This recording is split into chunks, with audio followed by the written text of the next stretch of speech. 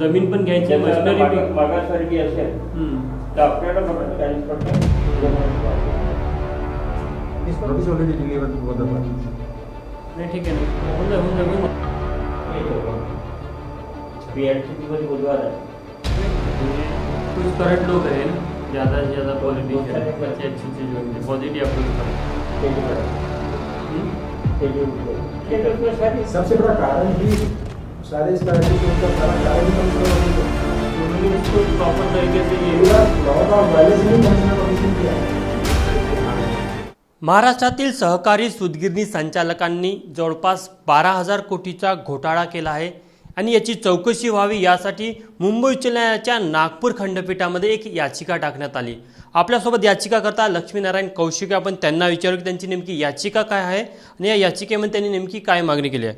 Sir, आपने जो याचिका की, आपने बताया कि 12,000 करोड़ का घोटाला हुआ है. घोटाला किस तरह का हुआ और कैसा घोटाला है ये?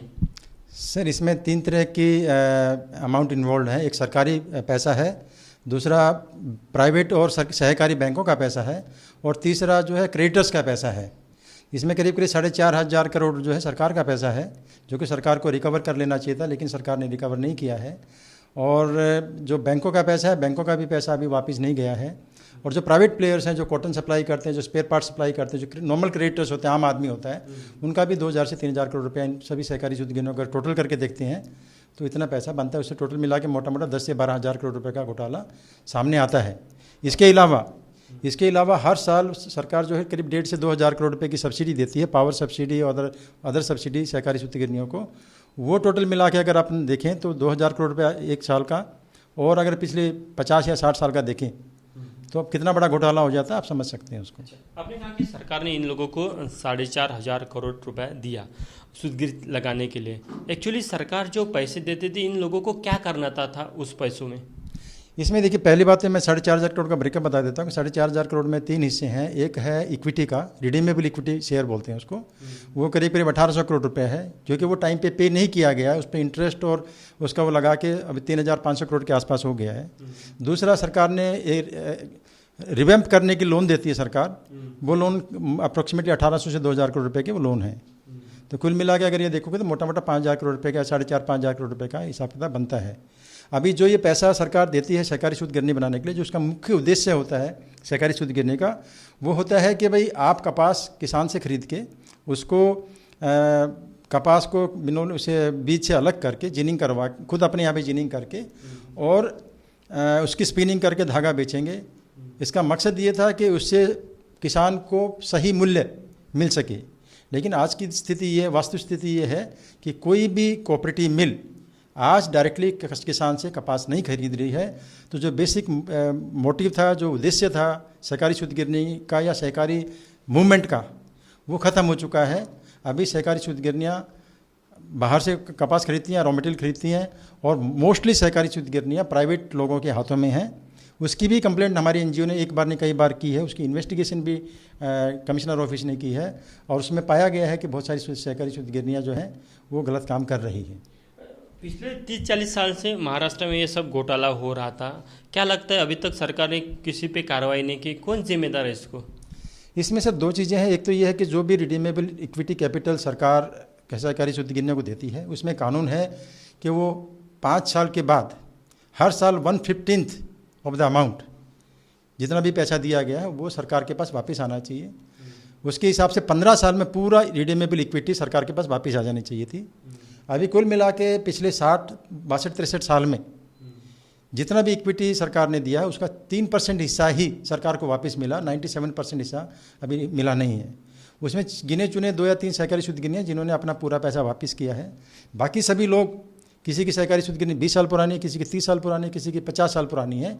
किसी ने ना तो वापस करने का सोचा, ना ही सरकार ने वसूल करने के लिए कोई अपना कोई जो भी तंत्र है, जो भी नियम है, उनका कोई पालन किया है. अभी महाराष्ट्र में देखा जाए तो कुल कितनी सहकारी सूतगिरनियाँ हैं, और उनमें से कुछ तो ऐसी है कि सिर्फ नाम की दिखती है, किसी की मशीनरी खड़ी है, कभी उन्होंने कपास खरीदा भी नहीं. तो क्या स्टेटस दिखता है अपने को? सर, इसमें 2-3 टाइप की सूतगिरनियाँ हैं. अभी एक सहकारी सूतगिरनियाँ वो हैं कि जो थी लेकिन आज नहीं रही. दूसरी सहकारी सूद गिरनियाँ हैं कि जो थी लेकिन दूसरे लोग चला रहे हैं, और तीसरी सहकारी सूद गिरनियाँ हैं कि जो थी लेकिन चल नहीं रही हैं। चल नहीं रही वाले में भी 2 कैटेगरी है, एक तो है कि जो कि पहले कभी चलती थी और आज नहीं चल रही हैं, और दूसरी ऐसी है कि जो कभी चली ही नहीं, पैसा लगा दिया सरकार का, आज भी वो पैसा ऐसे ही खड़ा है, तो बिल्डिंग पर खड़ी हुई है या तो आधी मशीनें लगी हुई खड़ी हैं, और उस पैसे का कोई इस्तेमाल कोई भी जो जिस उद्देश्य के लिए पैसा दिया गया था सरकार की तरफ से उसका कोई इस्तेमाल नहीं हो रहा है। सबसे दुख की बात यह है कि आज भी सरकार जो है नई नई सहकारी सूद गिरनियों की अप्रूवल किए जा रही है, पैसा रिलीज़ किए जा रही है, और जो पुराना पैसा फंसा हुआ उसका रिकवरी का कोई वो ज्ञान नहीं है, उसका कोई संज्ञान नहीं ले रहा है। अच्छा। इसमें जिम्मेदार कौन? अभी तक इतने साल से सब घोटाला हो रहा था, तो सरकार की जो यंत्रणा है उसने भी कुछ नहीं किया है कि अपना पैसा रिकवर नहीं हो रहा है, जिस उद्देश्य से पैसा दिया गया उस उद्देश्य भी सफल नहीं हो रहा है। कुछ लोगों ने तो मशीनरी डाली, कुछ लोगों ने कुछ किया भी नहीं, अभी तक कापूस भी नहीं खरीदा। तो ऐसी चीज़ें तो इन लोगों को दिखी होंगी अभी इतने सालों से। सर इसमें देखिए 3 चीज़ें हैं। एक ये है कि भाई जो देश का कानून है, जो महाराष्ट्र कोऑपरेटिव एक्ट है, उसके तहत जो काम होना चाहिए, जिस एजेंसी को जो काम करना चाहिए, वो सभी एजेंसीज ने अपने काम में चूक करी है। और इसमें सबसे बड़ा भागीदार है textile commissioner office. Textile commissioner office का जो रोल है इसमें सबसे ज़्यादा है। टेक्सटाइल कमिश्नर का ऑफिस खाली नागपुर वाला ही नहीं, जो रीजनल ऑफिस हैं उन्होंने सब ने अनदेखी की हुई है। और मैं अनदेखी नहीं कहूँगा, मैं ये कहूँगा उन्होंने आंखों पर पट्टी बांध रखी है, या तो वो सो रहे हैं। हमने अपनी PIL में भी लिखा है कि जो भी कुछ हुआ है, ये कमिश्नर ऑफिस के जो भी ऑफिसर्स हैं वो सो रहे हैं, इसलिए हुआ है, अदरवाइज़ ये नहीं हो सकता था। क्योंकि कानून में ये प्रावधान है कि अगर मान लो 1/15 ऑफ द पैसा हर साल नहीं आता है तो उन ऑफिसर्स को कार्रवाई करनी चाहिए थी। उसमें डेजिग्नेटेड नाम है कानून में, उसमें नोटिफिकेशन में नाम लिखे हुए, किसके नाम मतलब डेजिग्नेशन लिखे हुए हैं कि किस अधिकारी को ये कार्रवाई करनी है। किसी भी अधिकारी ने कार्रवाई करना ठीक नहीं समझा है और इसीलिए ये बड़ा है। नंबर 2, 2012 या 13 में एक कॉन्स्टिट्यूशन में अमेंडमेंट हुआ था with respect to cooperative societies in India. उसमें क्या किया गया था कि पहले जितनी भी कोऑपरेटिव सोसाइटीज़ थी वो सब का ऑडिट गवर्नमेंट ऑडिटर करते थे। तो अगर गवर्नमेंट ऑडिटर एक भी चीज़ ऐसे दिखता था कि जो कानून के हिसाब से नहीं हो रही है तो वो हाईलाइट हो जाती थी और उसके हिसाब से कार्रवाई होती थी। वो अमेंडमेंट के बाद में एक बहुत बड़ा लूप होल क्रिएट हो गया। उस अमेंडमेंट में ये प्रोविज़न दिया गया कि कोऑपरेटिव मिल्स या कोऑपरेटिव सोसाइटीज़ अपना ऑडिट प्राइवेट चार्टर्ड अकाउंटेंट से करवा सकती हैं। तो जब से प्राइवेट चार्टर्ड अकाउंटेंट्स ने ऑडिट करना शुरू किया तो मैनेजमेंट जो भी सहकारी सूद गिरनी की या सहकारी सोसाइटी की जो भी मैनेजमेंट है उन्होंने चार्टर्ड अकाउंटेंट्स के साथ में मिलकर घोटाला किया है। उन्होंने पैसा भी देना बंद कर दिया, उन्होंने गलत तरीके से पैसा यूज करना भी शुरू कर दिया। और जो ऑडिट रिपोर्ट्स डिपार्टमेंट में सबमिट की गई वो काफ़ी सारी कॉन्कॉक्टेड और काफ़ी सारी मैनिपुलेटेड रिपोर्ट सबमिट की गई। उनके बारे में हमने अलग से कमिश्नर ऑफिस में कंप्लेंट करी और उसमें जो हमारे पास इन्वेस्टिगेशन रिपोर्ट का पार्ट इन्वेस्टिगेशन रिपोर्ट हमारे पास आया है, उसमें उन्होंने एक्सेप्ट किया है कि बहुत सारी रिपोर्ट्स गलत हैं। जो एनुअल रिपोर्ट्स डिपार्टमेंट में सबमिट हो रही हैं वो गलत हैं, उनमें बहुत सारा डाटा फॉल्स है, मिस रिप्रेजेंटेशन है उसमें, और अकाउंटिंग प्रिंसिपल जो भी बताए गए उनका सबका उल्लंघन हो रहा है।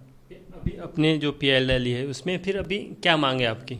हमारी मांग 3 तरफा मांग है। नंबर 1 मांग ये है कि जिन लोगों ने ये गलत काम किया है उसका पूरा इन्वेस्टिगेशन होना चाहिए, उसमें कोई SIT का गठन होना चाहिए या तो कोई CAG की ऑडिट होनी चाहिए, और जिन लोगों ने पैसा खाया है उनके ऊपर कोई एक्शन होना चाहिए। नंबर 2, जो भी अभी ग्रांट्स सब्सिडीज और जो चल रहा है, जो पैसा सरकार अभी भी बांटे जा रही है, उस पर एक बार टेम्परेरी रोक लगाई जाए जब तक कि इसके ऊपर कोई समिति बन के उसका कोई निष्कर्ष नहीं निकलता है कौन लोग जेन्युइन हैं। जेन्युइन लोगों को जरूर देना चाहिए, लेकिन जो लोग सरकार का पैसा गबन कर रहे हैं उनके ऊपर इमीडिएटली रोक लगनी चाहिए।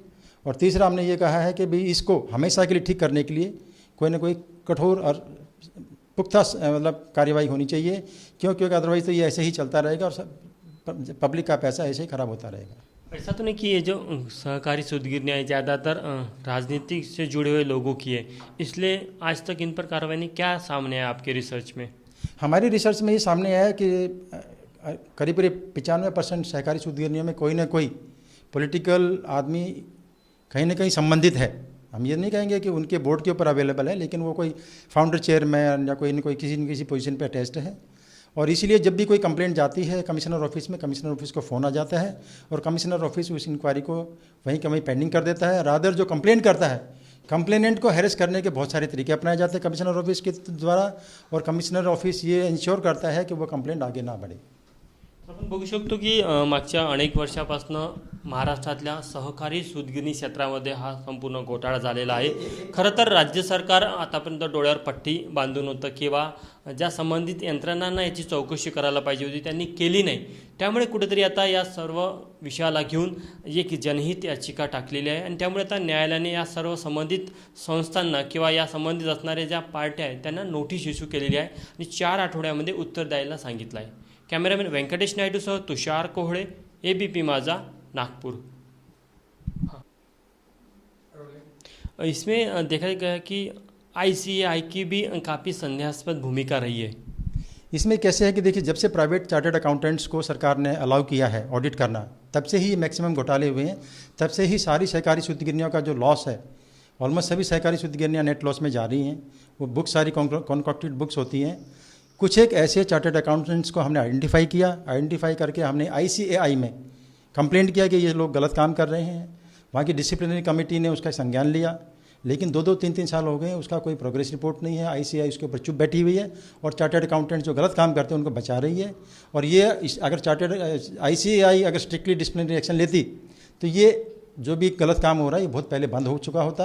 अभी भी हमारी ICAI से रिक्वेस्ट है कि जो भी डिसिप्लिनरी इंक्वायरी पेंडिंग है, जो हमारी NGO ने उनको वहाँ पे लगाई हुई है, उसका जल्दी से जल्दी उनकी सुनवाई हो और उनके ऊपर एक्शन लिया जाए, जिससे कि कोई भी चार्टर्ड अकाउंटेंट या कोई भी चार्टर्ड अकाउंटेंट फर्म आगे से गलत रिपोर्ट सबमिट करने से पहले 10 बार सोचे.